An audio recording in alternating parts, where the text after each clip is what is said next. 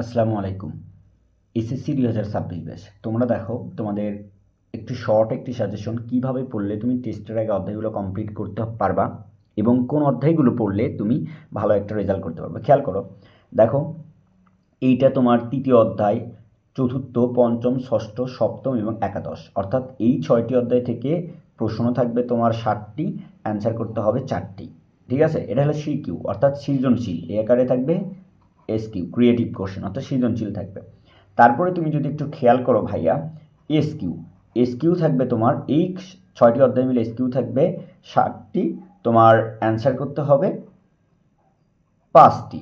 তারপর এখন তুমি এমসিকিউ এমসিকিউ কয়টি থাকবে বলো তো? 25টির 25টি অ্যান্সার করতে হবে তোমাকে। এই হলো তোমার একটা ধারণা সিলেবাস সম্পর্কিত। তুমি এখন কি করবা খেয়াল করো, আমি যদি তোমাকে আগে ধারণা দিই, এই অধ্যায় থেকে 2টা অথবা 1.5টা কোশ্চেন হতে পারে, প্রশ্ন আসবে। এই অধ্যায় থেকে একটা সিকিউ তুমি কমন পাবা। ঠিক আছে, এই অধ্যায় থেকেও তুমি একটা সিকিউ কমন পাবা। এই অধ্যায় থেকে একটা করে সিকিউ আলাদা করে আসবে।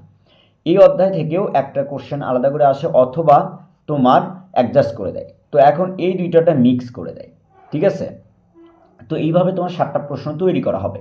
তো এখন খেয়াল করো, আমার কাছে পার্সোনালি যেটা মনে হয়েছে, তো এখন এই তোমার যদি দেখা যাচ্ছে তুমি এই অধ্যায়টা তুমি যদি খুব ভালো পারো, তাহলে এই অধ্যায় থেকে তুমি 2টা প্রশ্ন পাচ্ছ, এইটা 3টা আর এখানে একটা 4টা তুমি হয়ে যাচ্ছে। এখান থেকে যে কোনো একটা পড়লেই তুমি হয়ে যাবে।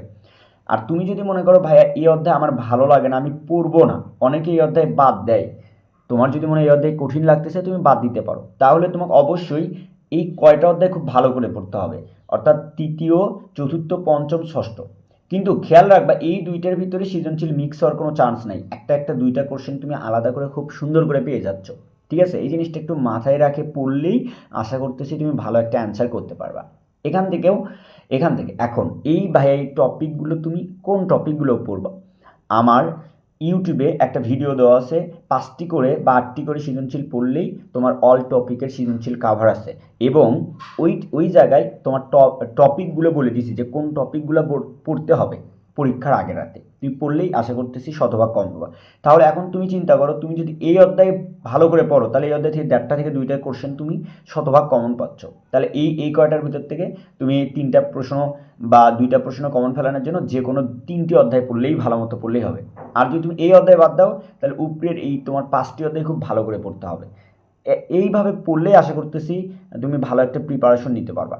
এবং টপিক ওয়াইজ ধরে ধরে বোর্ড প্রশ্নগুলো সলভ করো, আশা করতেছি শতভাগ কমন পাবা। আল্লাহ হাফেজ।